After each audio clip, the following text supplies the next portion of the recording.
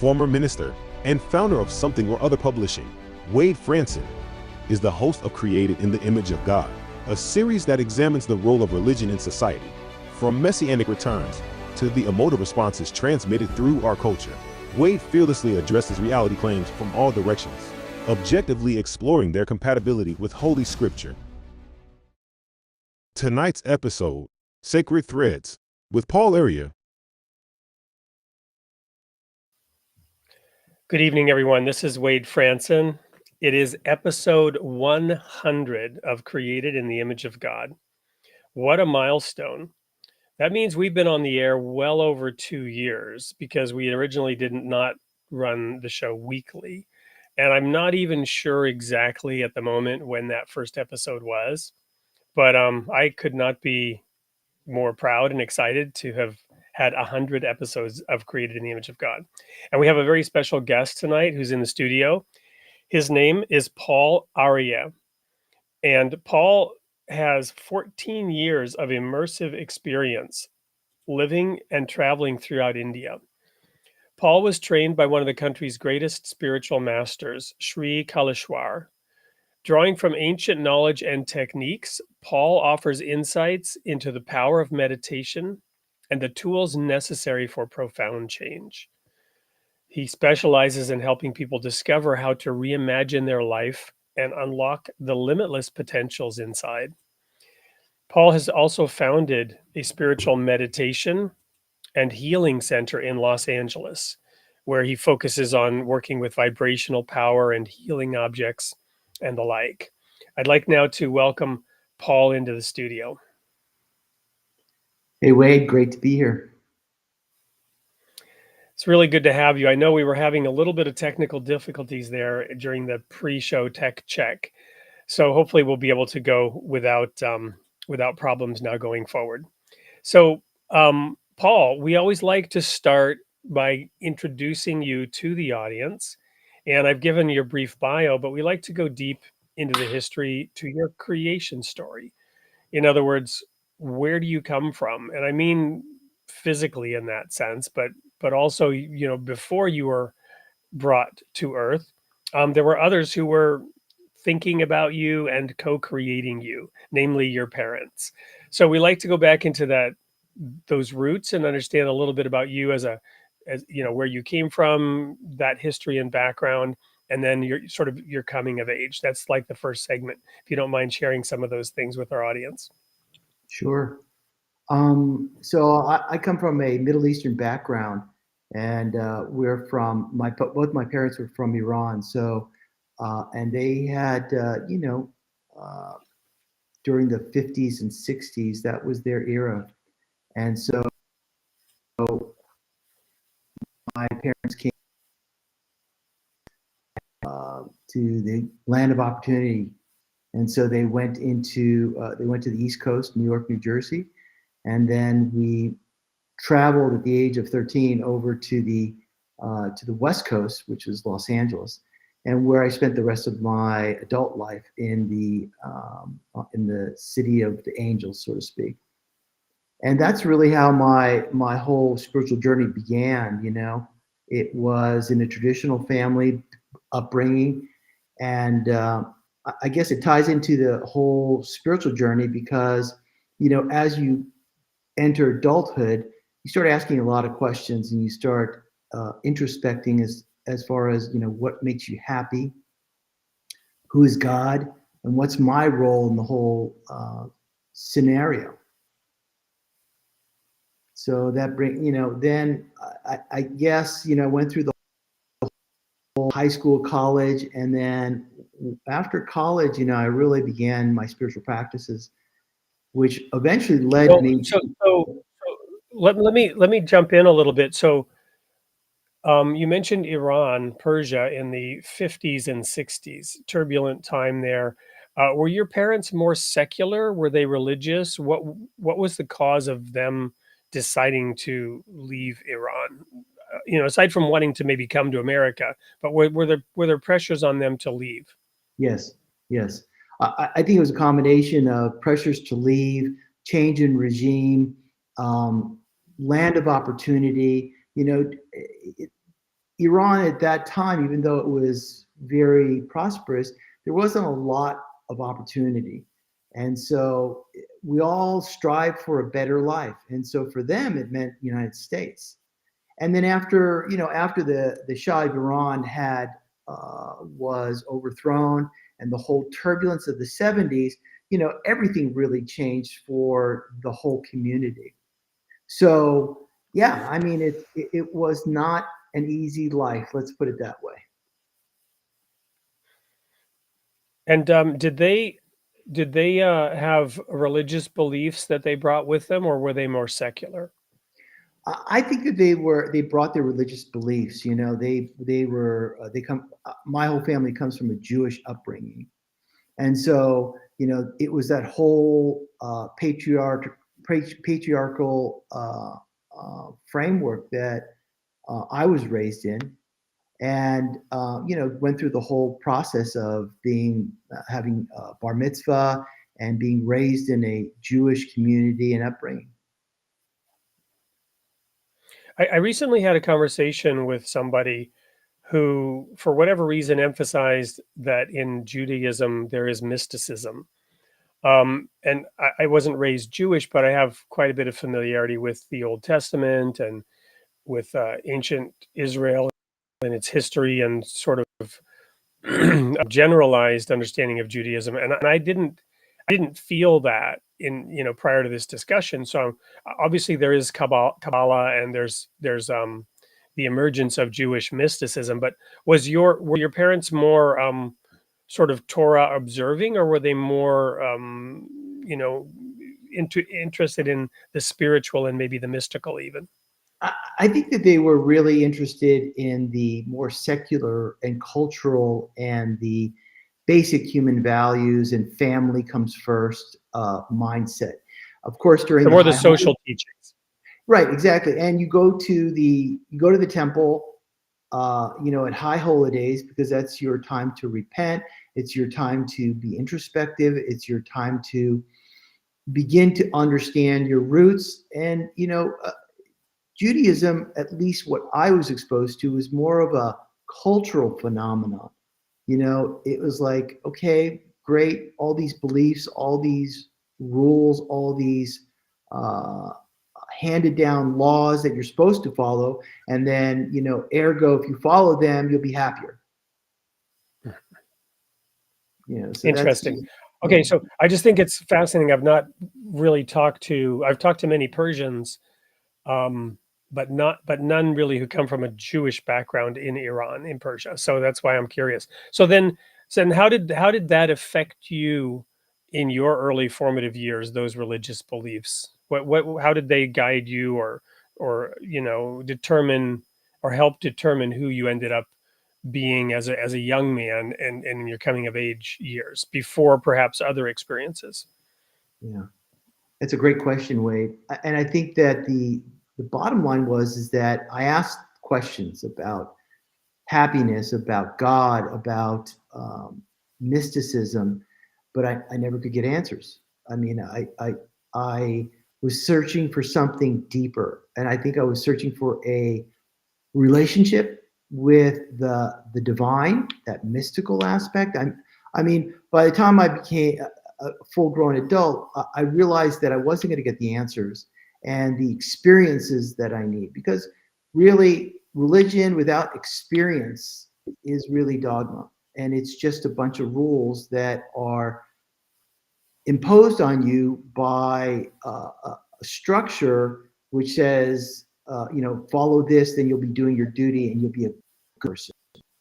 But the problem is that where does personal happiness come in? Where does your personal relationship with the divine come in? When you ask a question in a real spiritual context, you should receive knowledge, you should receive information, you should receive divine intervention. You should be able to connect to God, at least that's what I thought, and to be able to get answers. That if God existed within me, I should be able to speak to that God and have a communal type of relationship whereby I would be a better person by virtue of the fact that I was happier and that I saw that same spark in other people, not just conceptually. You know, the dogma of concepts just really didn't fulfill anything to me. You know, it made someone else happier because I'd follow the rules and I'd follow their structure. But personal happiness, personal communication, personal empowerment was what I was looking for. And I didn't find it. Fascinating. Okay, so then, so as you were then searching for those things and not finding them, I assume that's maybe what led you into, moving further east in your search. Yeah, figuratively and literally. Yeah, because during the '80s or late '70s to early '80s, I think I had my first experience with a saint. His name was Muktananda, and just that relationship, that ability to talk to someone, that ability to experience the energy of God through his teachings and through meditating, because I got to actually spend time with him and really ask a lot of personal questions that I had been searching for. And basically, he said, he gave me a lot of answers, but he also said that your path is still in front of you.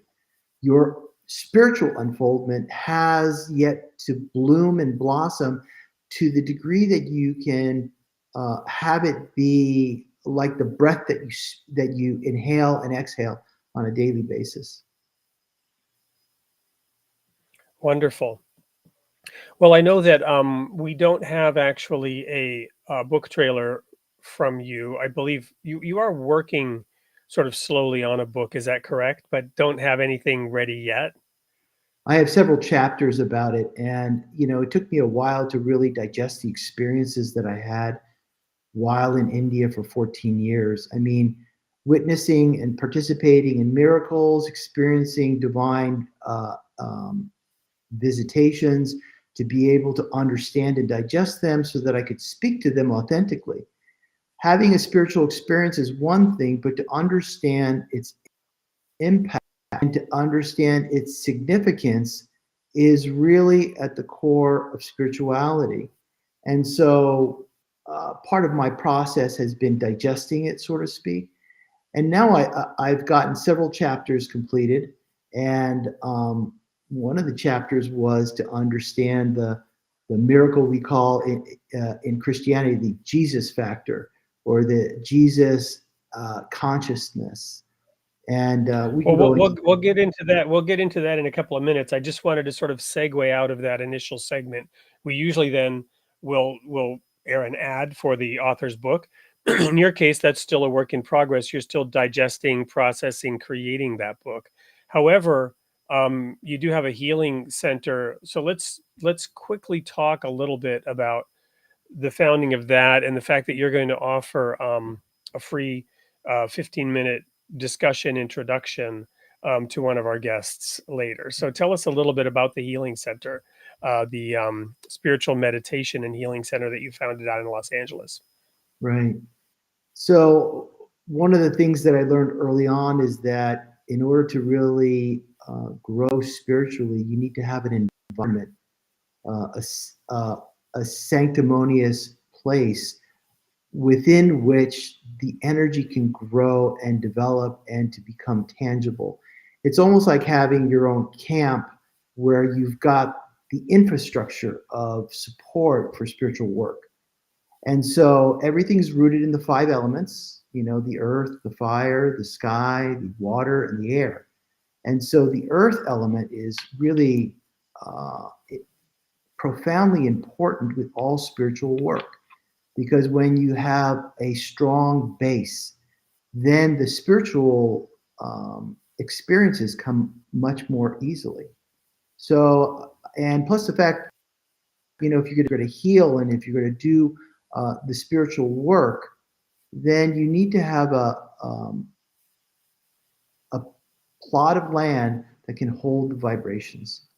And so knowing that, that's what I did. And in fact, in 2013, we established our center here in Tarzana, which is in the San Fernando Valley of Los Angeles.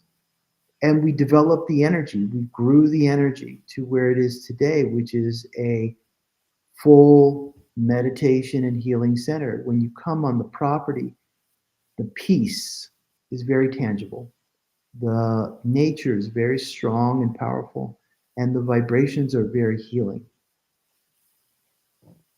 Wonderful. So, without moving to an ad, I just want to encourage our audience to continue the comments, which are already starting. Thank you so much for those coming in.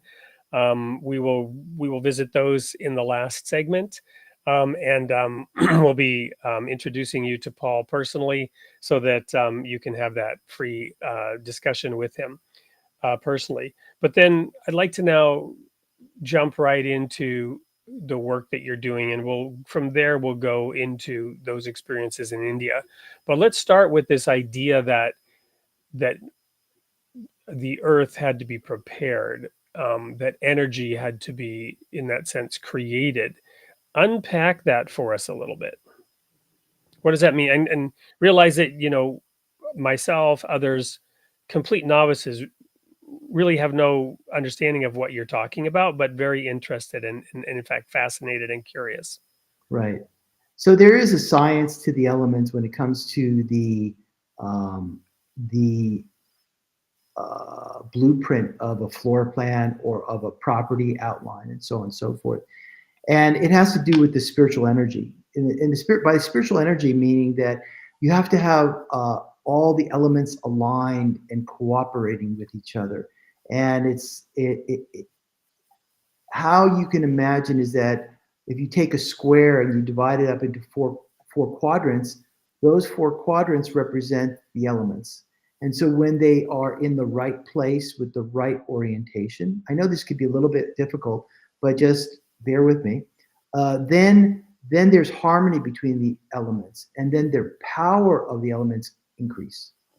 The power of the elements increase exponentially, so that when you have the earth element that's aligned with the fire element, the water element, and the earth and the sky element, then the vibrations of that space increase in a positive exponential way. So, for example, if you want to access the angels, like Archangel Michael, whoever it is, when the elements are aligned, it makes it easier for this energy to come and be present. So there's a very deep correlation between the elements and the higher spiritual realms. So is there any correlation to Feng Shui? And then also, are you familiar with the legend of Turtle Island, which is one of the, I think, Native American legends, or actually it's a legend in various forms from various indigenous peoples? Right. Because both of those come to mind as you're talking about this. Right. So yes, Feng Shui actually came from India and actually originated from that place, and then it branched off. So Feng Shui is only about 3,000 years old, whereas Vastu, which is Vedic architecture, is about 5,000 years old. And so every property has the potential for positive as well as negative, like everything in the creation. So when you have the elements aligned, what happens is that it draws upon that place positive, angelic, divine vibrations, as opposed to a property that has really not aligned elements. It attracts the opposite. It attracts the opposite, and people who stay on that property will tend to go in a negative direction. So it's like that. It's not that the earth is bad. It's just that certain ways in which you configure your property will lend itself to either positive or negative vibrations.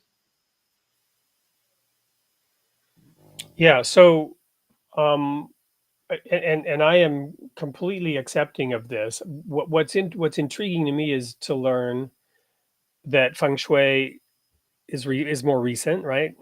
Because we think of it as an ancient teaching, but of course, then you go back a couple thousand years earlier.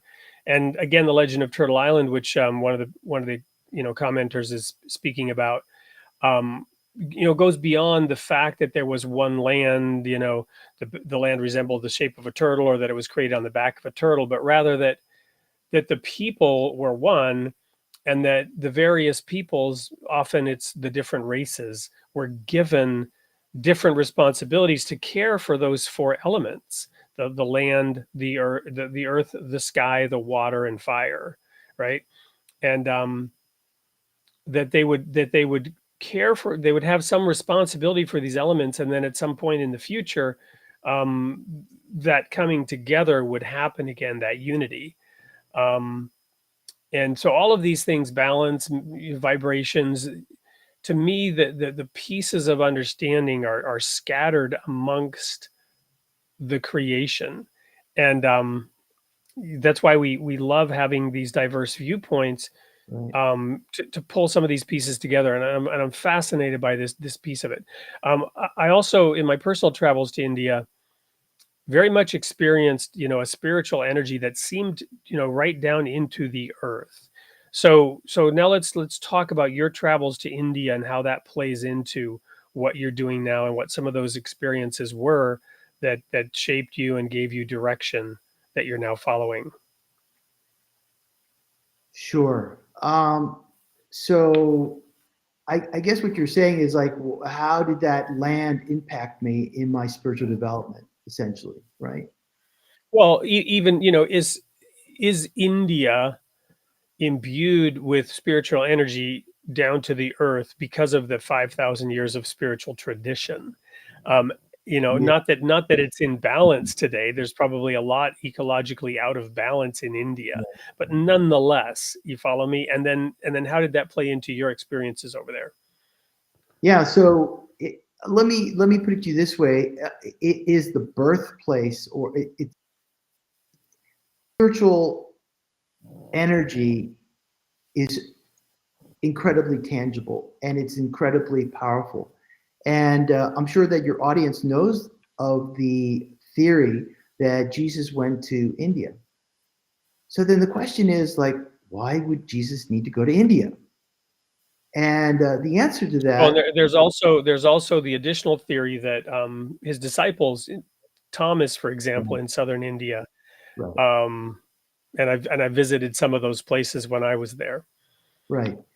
So the question that my teacher was very much connected with Jesus Christ. He felt that this was a time where that Christ consciousness was blooming and expanding, and so he spent significant portion of his spiritual development to understand the Christ he was and what it is that he brought to humanity. And you know, if you think of Jesus, you think of love. If you think of Jesus, you think of healing. If you think of Jesus, you think of miracles. And in that context, the question that everybody asks is like, where did he get his powers? Where did he get his abilities? And all the saints of India knew that he was going to come to India. Why? Because India is really the birthplace of the spiritual miracle energies that is directly linked to Mother Divine. So Mother Divine is the giver of the miracle energies. So it makes sense that from my perspective, that Jesus had to open his channels. He had to open his abilities. How did he do that? Well, he had to go to India and he had to meditate. He had to do sacred rites of passage and meditations that were linked with the elements and linked to Mother Divine, because it was Mother Divine that wound up coming to him and blessing him with his abilities. What were the abilities? He had the ability to heal. He had the ability to cast out evil. He had the ability to take away the sins of his disciples and the people. Sins means people make mistakes, and those karmas come to you in numerous lifetimes. So, Jesus had that soul which was so powerful that it was inevitable that he would reconnect to Mother Divine, which is the source of creation in this earth plane. So that is where he had to go, India, in order to receive that wisdom, to receive those abilities, to receive the blessings of the mother, to go back and to help the children of the earth.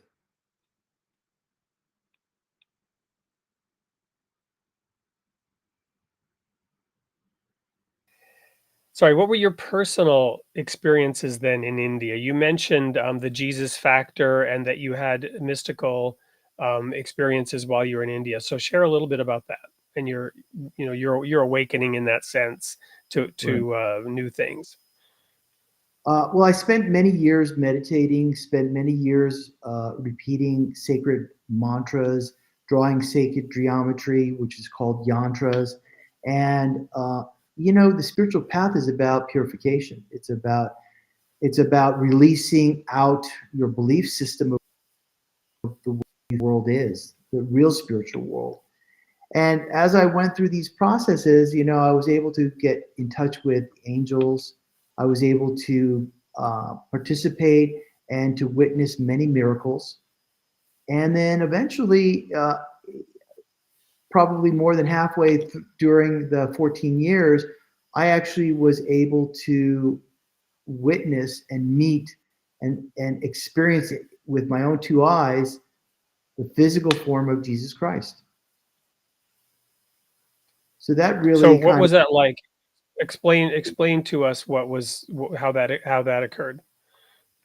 Well, a lot of times when you're engaged in a process of wanting to connect to a divine soul, and the same thing goes with when you want to experience Mother Divine, when you want to connect with a divine soul, you have to raise your vibrations, because it's no small feat or experience to be able to stand in the energy and the physical presence of a divine soul like Jesus Christ. So it was in 2008 that we were at the center in India, and we were all told that come back to the main building, and we're going to sit down and meditate and engage in the process. At the time, we had no idea what was going to happen, and so as the evening went on, we were called into a room whereby each person one by one entered that room. No lights, just candle, and in somewhat dark area, but it was enough light for me to see as I entered the room, and I stood there that form was in front of me.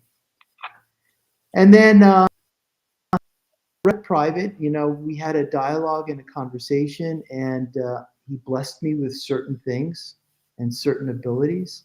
And the instruction was to go out and to heal, go out and to awaken people to the spiritual path, and to show them that it's possible, that if you want and you desire and you have that yearning in your soul to connect to that Christ consciousness, that it's possible. I know it's possible because that was my experience. And then I think more importantly, after an experience like that, it took a while for me to really digest it, the experience, to understand it, to really contemplate it, to reconnect to that Christ energy. And it literally changed my whole life. I no longer saw the world the way I did prior. I was humbled and in an awe of this soul, this being, and I knew that part of that process was to learn and understand as a human being, that to help others to awaken and really open the heart. The heart is where God lives. So earlier when you were talking about the qualities of Jesus, love, healing, um, the one that was coming to my mind was humility, right? And so I'm intrigued by the fact that you mentioned the humbling that took place from that experience. And I think, I'm looking at some of the chat, and I know how some people are reacting, who may, for whom this may be foreign, and they may have an interpretation of it that's quite negative based on their understanding of the Bible and or other verses. Personally, I'm very um, open and interested in hearing your experiences. Um, and one of the reasons why I wanted you on the show is that humility also comes through, right? So these experiences should not lead to us elevating ourselves and becoming more full of ourselves. There's this joke about spiritual retreats. I'm sure you've heard it. It's all fun and games until somebody loses an eye. And of course, they're referring to the letter I, right? They're referring to the ego, emptying the ego, emptying the self, however you want to describe it. So tell us a little bit more about the humbling experience, the humility that came from that encounter and from your digestion, your processing of it. It was humbling because I realized that the world did not center around me, and that I was simply an extension of the divine, and that I realized that I had a relationship with that divine soul, which was profound, which was beyond space and time. You know, um, I know that there's a lot of belief uh, that we're supposed to think a certain way. And it was very humbling for me to put my thoughts about what I thought that Christ energy was and to experience it directly. It was like unconditional love. It was we talk about love in terms of a very fantasized romantic love on the internet, but in reality, that Christ consciousness is to recognize the oneness of humanity, that we're all here on this journey together to reconnect to God's love. And that goes beyond, in my experience, it goes beyond what's written down in books. It's about connecting through the heart. It's about understanding how short this life is, that we spend our lives in pursuit of things which are so fleeting. We spend our lives being angry. We spend our lives being judgmental of other people. We spend our lives in our heads rather than our hearts. Because, Jesus said it so well. He says, it's easier to put a camel through the eye of a needle than to get someone who's greedy to get to heaven.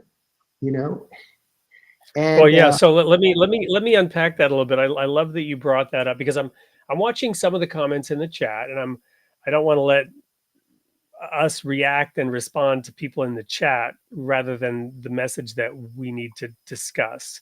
But I don't want to ignore those comments, and so I love that you brought up that it's easier for a camel to go through the eye of a needle than it is for a rich man to enter the kingdom of heaven, right? So there's a physical and there's a spiritual piece to this. So there is literally a little gate called the Eye of the Needle in Jerusalem. And on the Sabbath, that was the gate you had to come in and go out of, because on the Sabbath you were not allowed to transact business. So a camel could literally go through that gate, but everybody would have to get off the camel, and you'd have to take all the boxes off, and the camel would have to get on its knees and crawl through the gate, literally. So that's, Jesus was referring to this very physical thing in that analogy. But then spiritually, he's not talking about physical wealth at all. There's some comments from some of the Baha'is in the chat, and I want to address that. Um, the spiritual teaching, the greatest wealth is spiritual knowledge. But in the Baha'i writings, it says that knowledge is the most grievous veil. That which we know, or even worse, that which we think we know, is that which will prevent us from understanding what it is we need to understand. So, for example, just to address a couple of the comments in the chat without even sharing what they are, because this is airing on different channels. So, people on one specific Facebook channel will see certain comments. People on YouTube watching this will see other comments. People watching it on LinkedIn will see other comments. Not everybody sees all the comments. So specifically for the Baha'is, Baha'u'llah said, I think it's at least 6 times, and in his tablet to the world, he said, and this is the message for the entire world and for the Baha'is: consort with the followers of all religions. So of all the faiths, of all the religions that should know this, the Baha'is should be first and foremost to know. You don't judge them doctrinally and hit them over the head with your teachings and your doctrine. So whatever it is that you disagree with, remember that humility. Remember that we're talking about the Christ spirit of humility. Jesus said, if there is any in Philippians, Paul said, if there is any consolation in Christ, any comfort of love, if any fellowship of the Spirit, if any affection and mercy, fulfill my joy by being like-minded, having the same love, being of one accord, of one mind. Let nothing be done through selfish ambition or conceit, but in lowliness of mind, let each esteem others better than himself. Let each esteem others better than himself.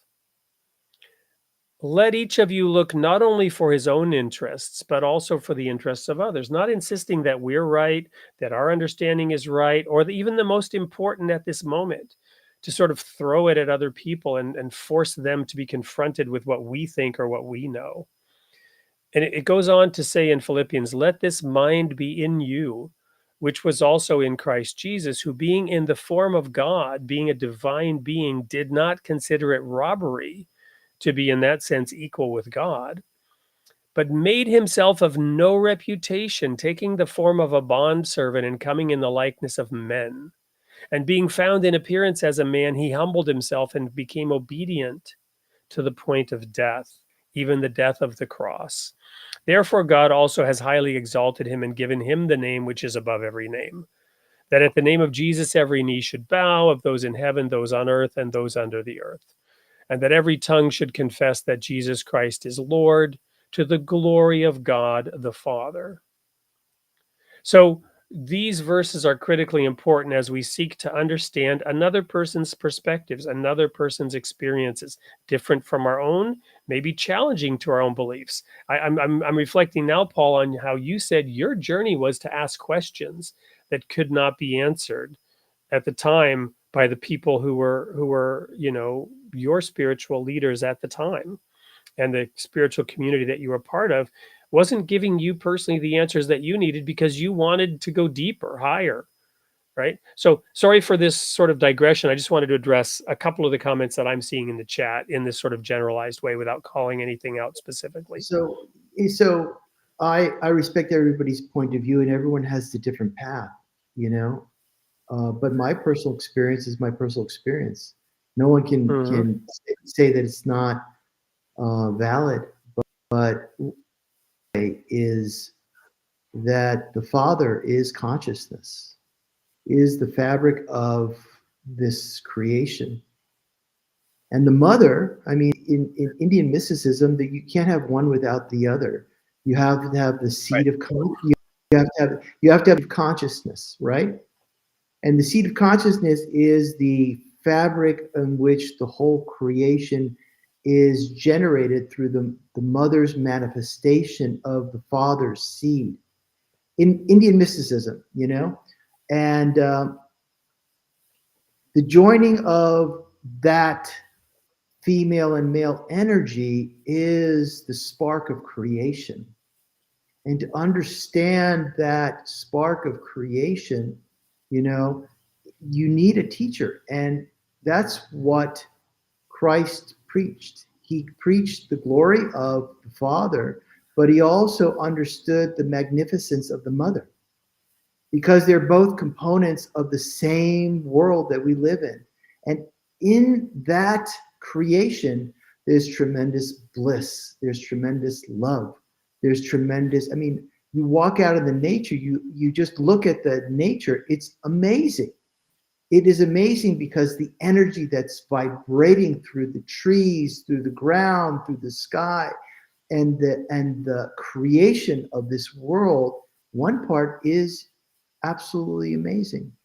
But it's the divine Father's seed and the mother's manifestation of that consciousness that this world exists. We have to understand both. And it's through, in my estimation, it is understanding that Christ consciousness, understanding and getting in tune with that love, hearts up to that creation, that healing happens. Jesus was a vehicle for God's love and God's energy to bring back harmony in people's hearts.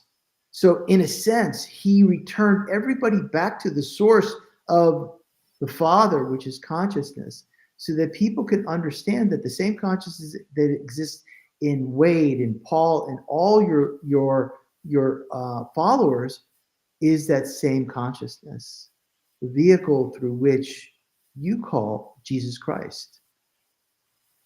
And for me, it was a huge awakening, like, wow.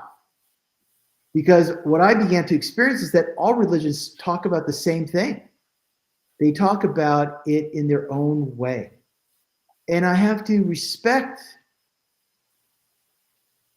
all the religions and to respect the essence of those religions. And not to say one is right, one's wrong. They're all branches of the same tree. And that's at least my experience. The candles may be different, but the flame is the same.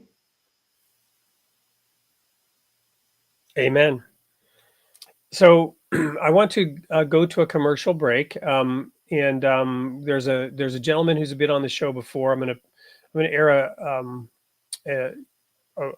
an ad for his book, because I want to bring in a couple of the concepts within that book. And one of our other sponsors, Something or Other Publishing, is going to be working on issuing a new version of that book and also the second volume in that book.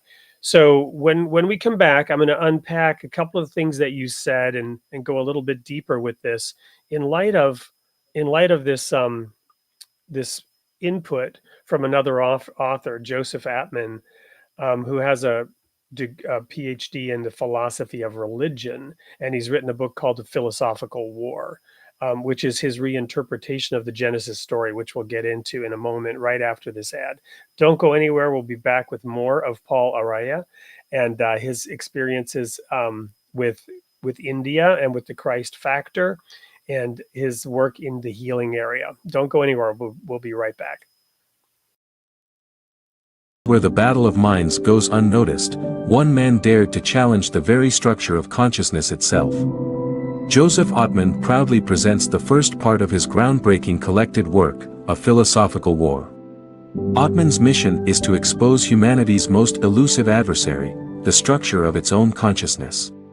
He argues that the modern human condition is plagued by a thought process that inflicts unnecessary suffering. This thought process, like a stealthy enemy, wages war against our nature. Atman's quest is both daring and revolutionary, to overthrow and replace the current prevailing conscious structure. He identifies the enemy within and seeks a more coherent and powerful ally. With digestible bursts of epistemological guerrilla strikes, he pierces the lines of everyday thought patterns. This counteroffensive offers a new perspective, one that challenges the way we perceive reality. Ottman asserts that humanity's consciousness has relied too heavily on thought alone. He introduces being with, a relationality that harmonizes humanity with the world around us. But the battle doesn't end there. Ottman reinterprets the early chapters of Genesis. He calls for the removal of contemporary notions of God while offering a profound argument for God's existence. Filled with intrigue, simplistic insights, and mystical yet realistic hope, this book is a potential landmark work. A Philosophical War by Joseph Ottman. Available at Amazon. Welcome back to Created in the Image of God. I'm here with Paul Aryeh, and I'm sorry, I'm sure I'm mispronouncing your name. Do you want to go ahead and share All it with right. us? You said it perfectly, Paul Aryeh. Okay, great. So you were talking right before that break about God being consciousness. So that's why I thought, I've got to play this. Let me unpack his basic premise and see what you feel about it. His premise is that God being consciousness, and us being created in that image, our goal is to relate to that, to become one with that consciousness. But in that, we've been manifested physically with the capacity for independent thought. Indeed, one of the primary principles behind this show and in the Baha'i faith is the independent investigation of reality. And so the problem is, according to Joe, when we encounter anything, we have to form a concept of it. The way in which we engage and in order to function in the world, we have to process it, and we form some kind of concept. Whatever that concept is in our head, however we imagine it to be in our minds, as we seek to interact with it, relate to it, it's not that reality itself. It's a construct. It's a mental construct with all kinds of baggage. And we build layer upon layer on these constructs, but we're not actually engaging directly with reality, but rather with our version of it, our fantasy of it. And in that sense, we're creating false gods every step of the way as we imagine things to be the way we have to imagine them. The more complex it is, the larger it is, the more difficult it is to grasp, the more flawed our mental models, our constructs. And then they keep us from relating directly with that consciousness. Yeah. But it's an unavoidable problem. We have to form concepts. We have to create words to describe things, and we can get very much off in our own echo chambers. I understand. Which is why Leonard Cohen, in his brilliant song anthem, the chorus is, ring the bells that still can ring. I was thinking about this earlier when you were talking about your early experiences with Judaism and how you had to look for more. Ring the bells that still can ring. Forget your perfect offering. There is a crack in everything. That's how the light gets in. It's when our constructs are challenged. It's when our belief systems are challenged by reality that we can begin to reshape our understanding and get closer to the truth. We will never arrive. We will always be getting closer. Wherever we're at, we should want to get closer to it. Yeah. What's your reaction to all that? My personal experience is that one part it's true, because let's see the reality. The reality is that you're in a physical body. You're in the 5 elements. So that in itself is a filter. It's on a different level of density. But when you pray or when you meditate, what happens is that your consciousness within the system that you have reconnects to that boundless source of knowledge and energy and vibrational frequency. it opens us up. It purifies our blockages, and it's about blockages, because the things that we hold on to in this physical body, like anger, envy, jealousy, um, the sense of revenge, the sense of duality, right? It's because we're in this physical body that these separations happen. So it's a process. It's a process of changing your vibrations. You never get there 100%, but the closer that you can get, the freer you are. The closer you can have, the faster you could open your heart and fill it with love, the closer you'll be to God's creation. So until you leave this planet, drop the body, and the soul merges back to its creator, our job here is to work at purifying, to work at removing the veils of duality, and to experience God's love within our heart as we're walking on the planet. And why did we come here? We came here to learn.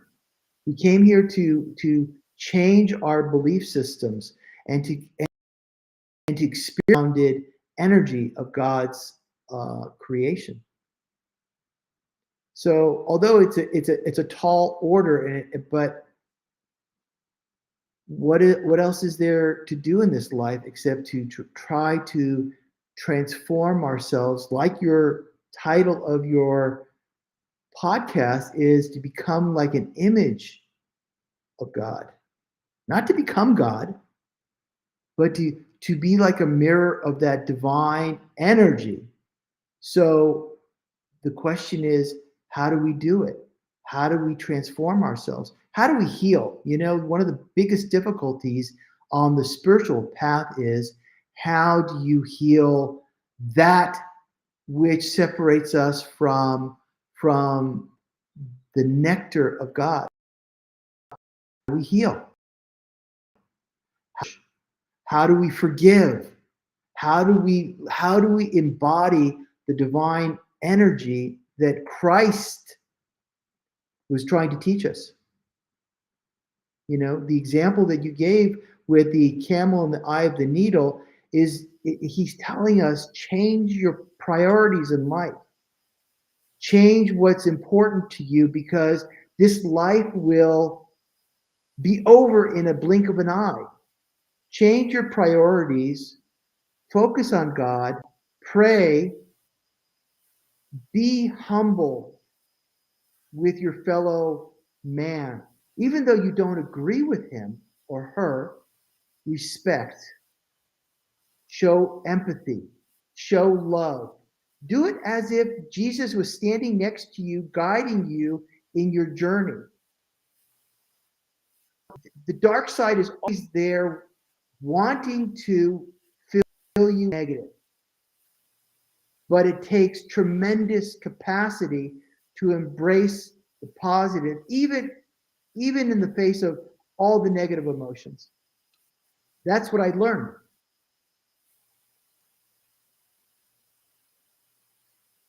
Beautiful and wonderfully said.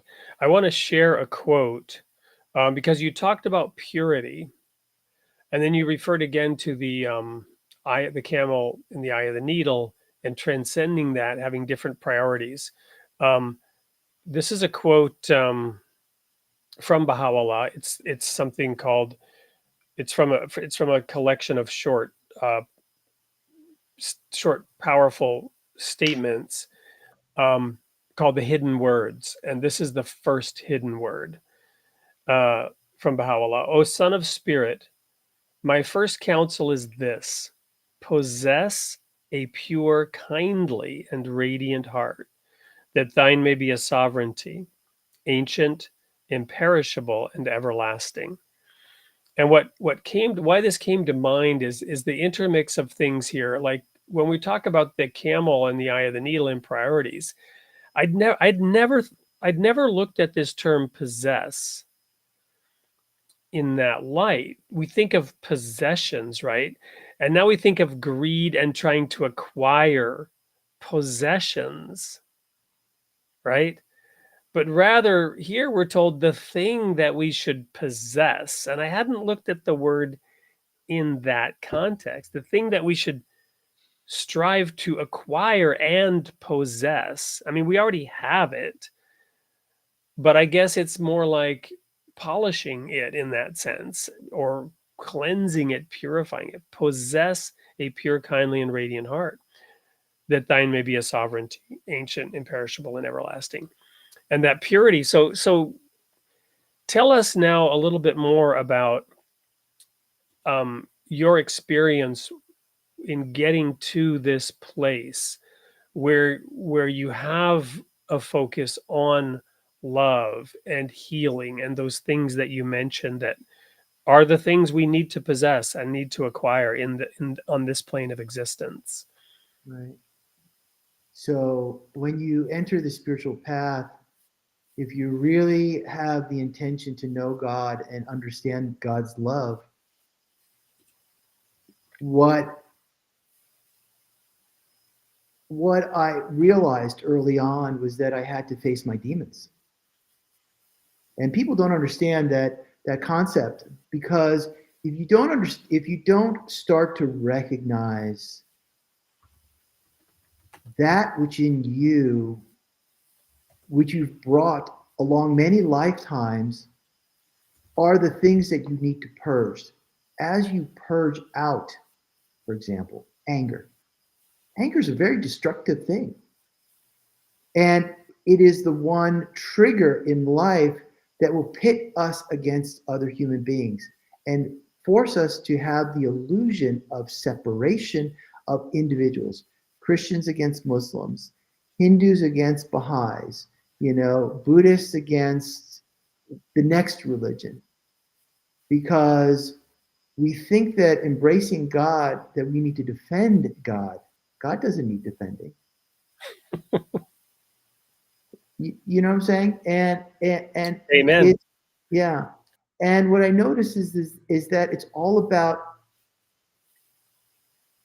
that some teachers within various different religions are more interested in power than they are God's love. Power and control. You control the people, you have power. But you're not liberating them into the glory of God's love and compassion. Teaching compassion. Okay, what's the opposite of compassion? Enmity, anger, jealousy, greed. That person has something that I want. I want to possess that. And you can begin to see that these seeds are so unconscious. These seeds are so hidden within us that part of the spiritual path is to recognize it, wow, and have awareness or consciousness that they exist, and then try to purge it from our system.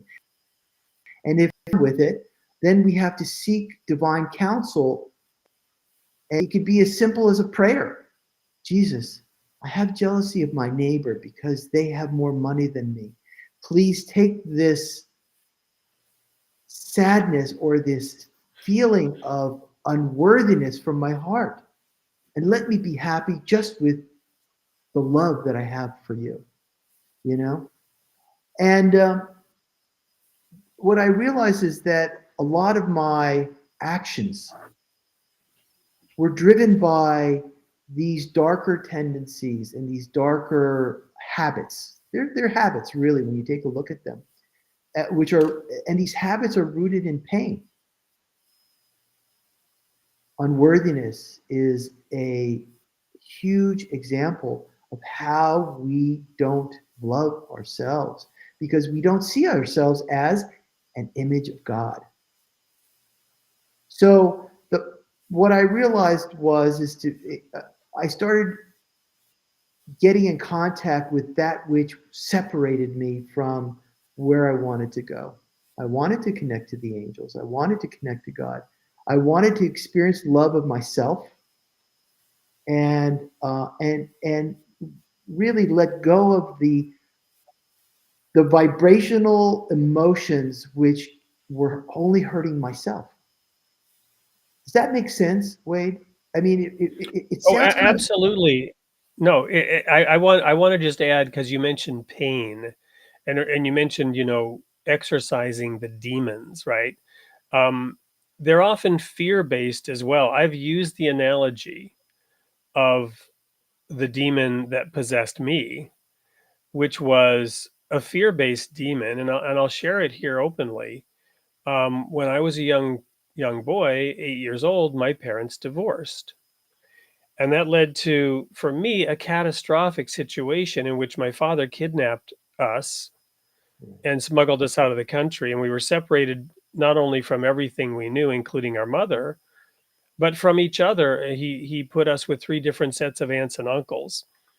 And because he had to go back and earn the money to fight this international court battle now, because the Swedish courts had awarded him custody. And he was an FBI fugitive after the kidnapping, but when he pulled it off, suddenly he was not a criminal. It was an international court battle as to who had custody.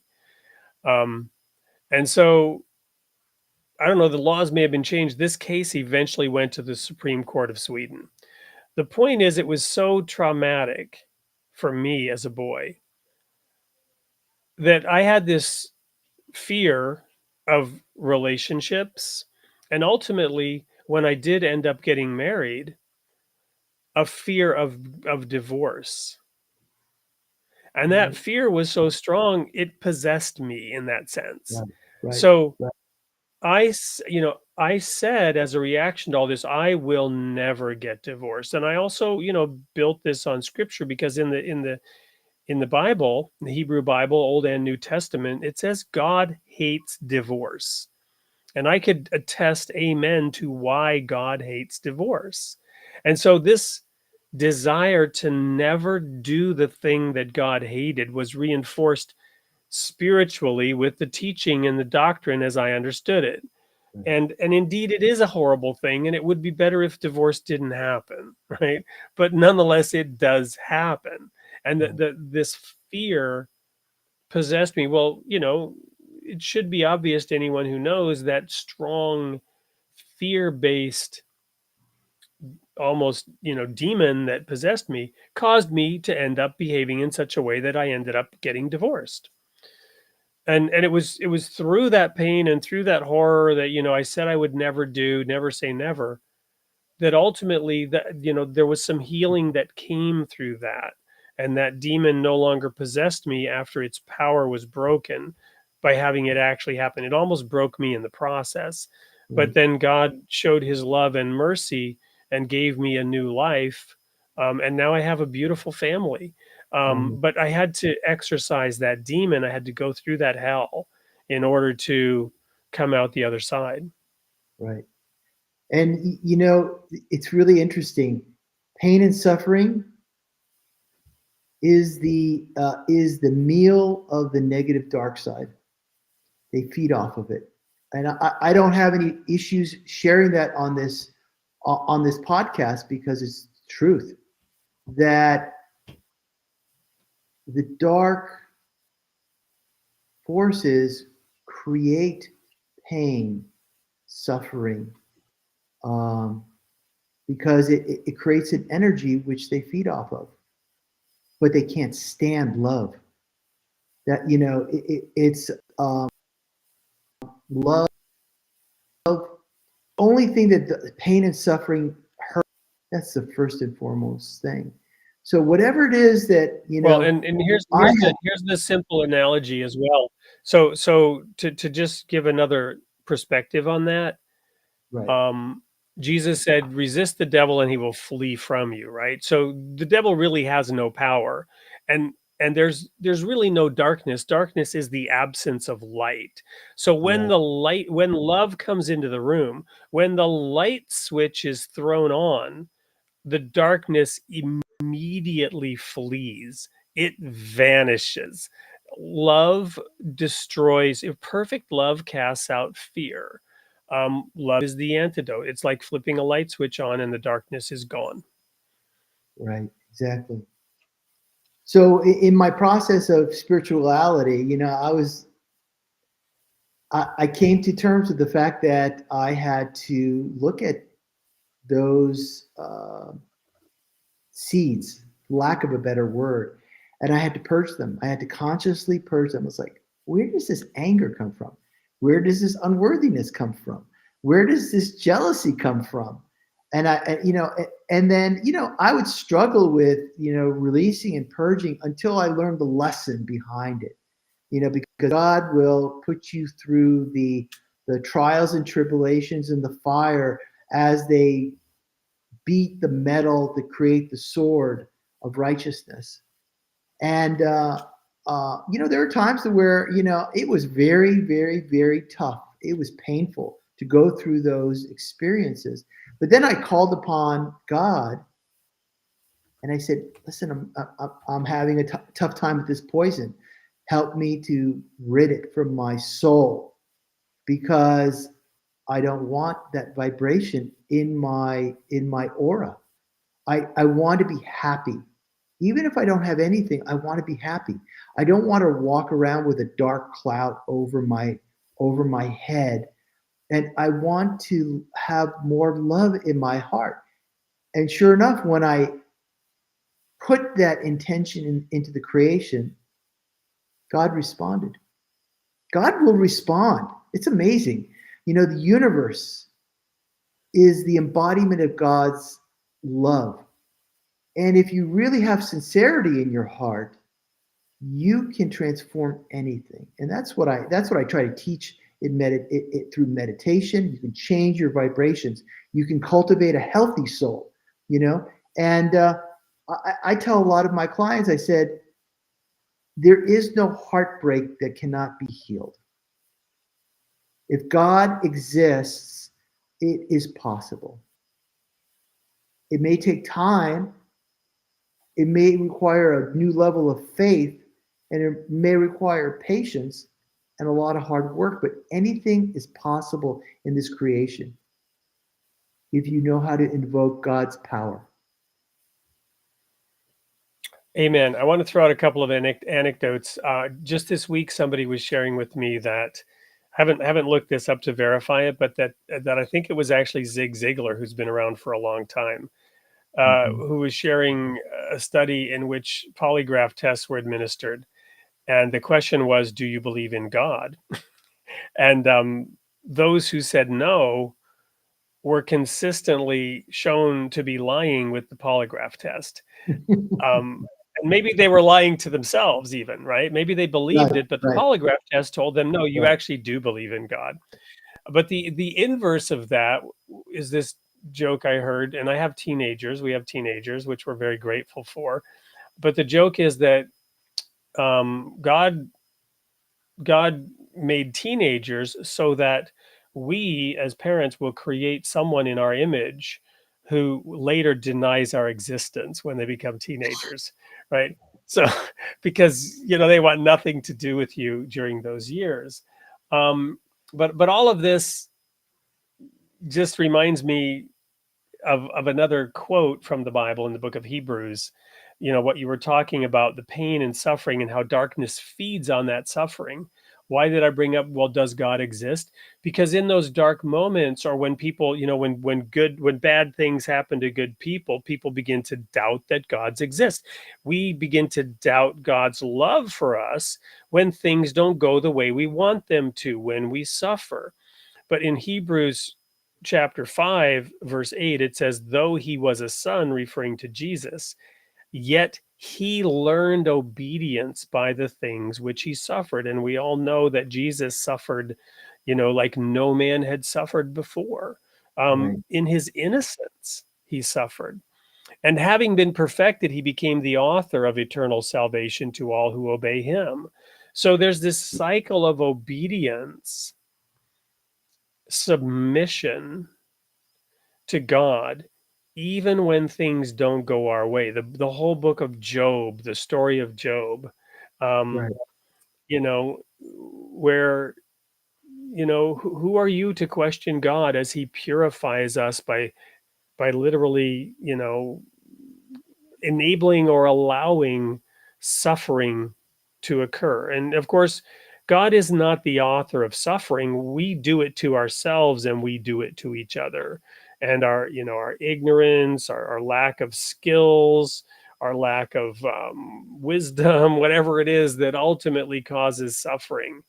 Um, it's not God doing it, and yet we're being trained and taught to continue to obey and also have greater faith that despite it all, through it all, God's love is there. Yeah. Also, Wade, there's this other component that came to my mind is that there's certain lessons that we came to this earthly plane to learn.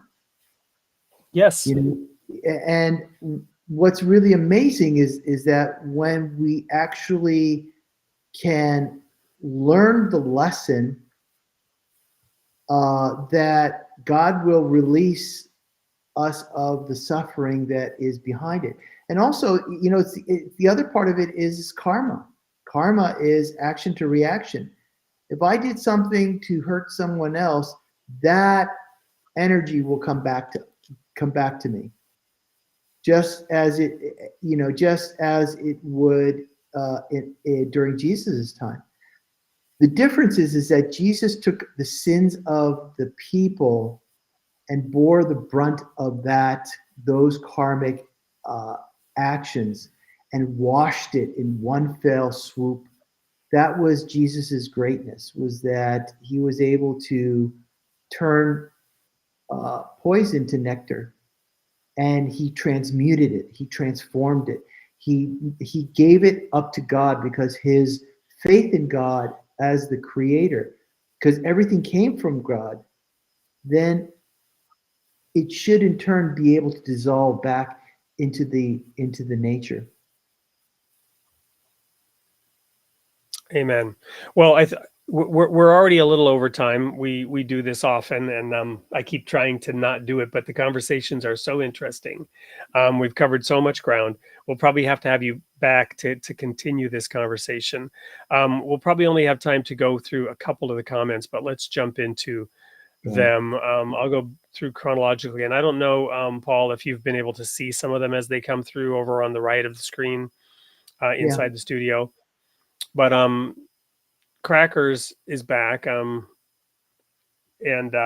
said, I don't always make it to the show, but couldn't miss this one. So you had some people. Crackers is a regular guest, our person in the audience, occasional regular. And welcome back. And I'm glad you showed up to watch Paul. We had Etsy Master asking questions about God encourages critical thinking and intellectual inquiry, especially if one remains open-minded. That was early on. I like this one. I'm not sure exactly what can he see you? Can he see you? The Jesus factor is something so-called time travelers referred to as well. I'm not sure what that's referring to, whether it's travel through time in our dreams, or I'm not sure. Do you know anything about that, Paul? Yeah, time traveling is the past, present, and future exist simultaneously in this creation. It's just that the question is whether or not we have the capacity to access it. And, I always go back to Jesus, because Jesus had the ability to access time, past and present and future. That's how he knew the lessons of the present, by looking at the karmic imprint of a soul to understand the past impressions and the lessons that needed to be learned in this lifetime. And so, they call it the Kala chakra in Indian mysticism. So it's one of the teachings that I learned while in India and practiced. So if you're, it's a tool, let's put it that way. So Jesus was able to go back in time and heal a person's trauma and heartbreak, and to heal it so that the present day experience could be like released. So I think it's a notion that a lot of people talk about, and there's that, as well as the Akashic records, which is the point in creation where all knowledge exists. And Jesus really was able to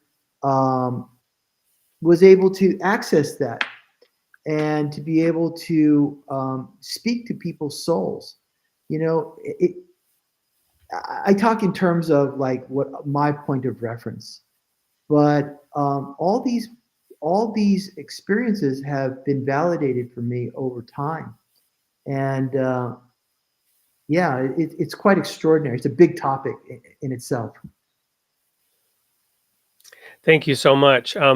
Here's another one. Gabriel was commenting as you were talking about nature, and exploring nature and meeting God in nature. If nothing else, it's breathtaking. We had Brad Evans. Life is a play. It's the playwriter I want to meet.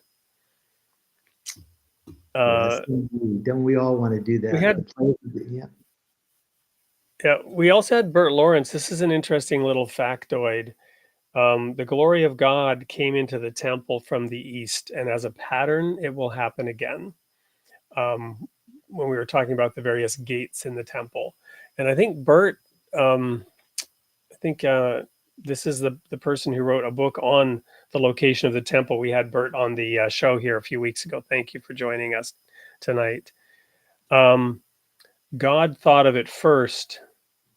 Wrote, he used to wake up, or sorry, I shouldn't assume he. I used to wake up after having bad dreams from where I'd get in a lot of trouble with the law and get caught. Upon waking, I'd say to myself, just don't ever do that. So in a sense, that was a blessing. Any comments on that in particular or in general about our dreams? Yeah, the dreams is a kind of complicated discussion, but it is things that we're struggling with, or things that we're processing through, and things that we're trying to reintegrate into our consciousness. The sleep state is a very powerful place. It's how we integrate and deal with a lot of things. The difference between sleep and state. Trance state is when our soul really starts to touch the consciousness of God, and we begin to have a communication with the higher vibrational angelic beings, or divine souls, or even God directly. And that's how it's written in the Bible. You talk about Moses. He went to the Temple Mount on a bed of blue sapphires. The human potential is extraordinary, because it's this incarnation. If we really utilize this incarnation, we can really access through meditation, through prayer, and through going into deeper states of consciousness, to be able to access God's energy. And once you access God's energy, the possibilities are infinite. You can become the writer, so to speak. You can write your destiny. You can change your trajectory by changing your consciousness. And so the way you change your consciousness is by changing your vibrational field. And that's why we meditate. We meditate so that we can process out the limiting factors and influences, emotions, beliefs, thoughts, and to embrace that which we can't see, but vibrationally we can experience. And I think that's really the value proposition of the spiritual path.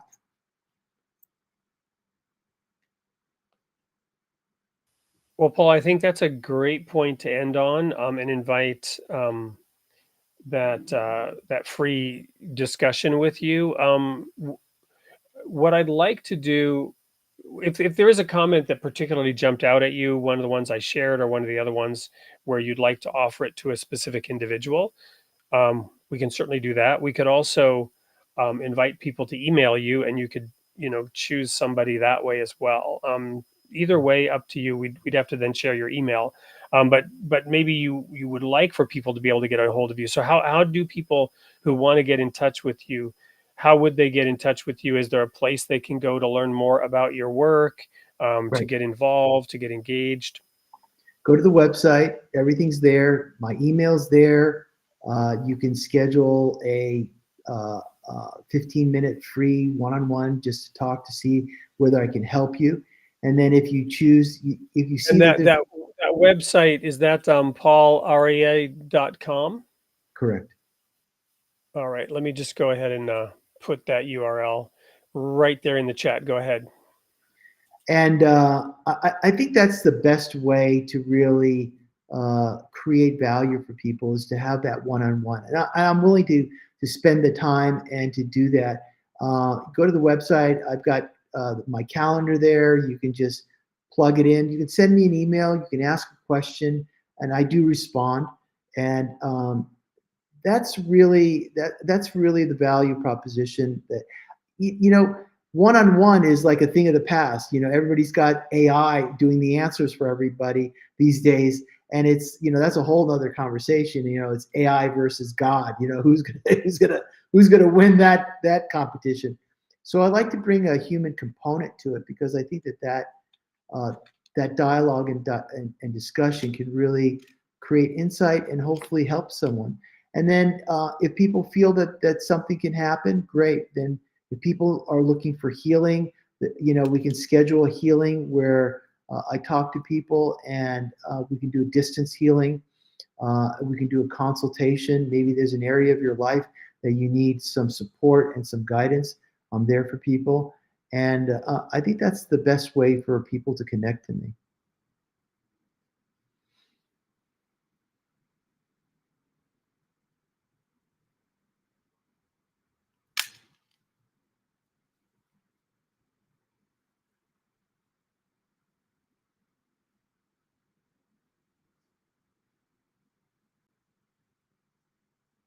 I think you're muted.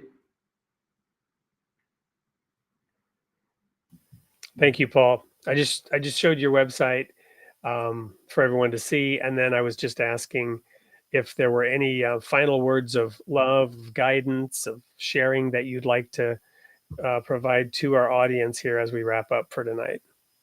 Yeah, I'm really happy to be on this podcast. I have been looking forward to this podcast, because it's God's way of saying, share love with other people. We're never going to all agree with each other. It's just not. That's just the nature of this world. But if we can see God in each other, if we can open our eyes, if we can open up our hearts, if we can have the dialogue. I mean, Wade, you and me, there's a lot of things we agreed upon. There's a lot of things we disagreed with, but it was wonderful. I don't know that, just for the record, I don't know that there's much, if anything, that I disagreed with you on. I've just been very grateful to hear you present your perspective, to learn from you, and to share it with the audience. I think whatever points there might be of disagreement, it might be an opportunity for me to actually understand better. So, yeah, and I think that we're at an amazing time right now. God's presence, that consciousness, that experience is so available. I mean, everyone's talking like the end of the world and revelations and this and that. I look at it as an opportunity to really become closer with that consciousness, that divine energy, those vibrations. And I know that I'm talking from an Eastern philosophy mindset, because that's how I came to understand and experience these things. And I know that for me to come and say, I went to India and then I had an experience of Jesus Christ. I also had an experience of Mother Divine. I also had an experience of angels, and I also experienced the miracle energy. And my feeling nowadays is that the miracle energy is more available to us. The human potential, because of the time that we're in, is quickly accelerating, and there's so much available. It really is inspiring for me. So I'm just here to help people, to share with people, and to do my role in this planet. Thank you. Well, the only remaining item then is for me to just let our viewers know who they can expect to hear from next week. So this was episode 100, and what a milestone it was. Thank you, Paul. Next week, same place and same time, we will have episode 101 with Randy Pryor. Randy Pryor is the founder of Hope for Husbands, and Randy focuses on the art of reconnecting. Husbands seeking to repair a broken relationship often try in vain to fix it.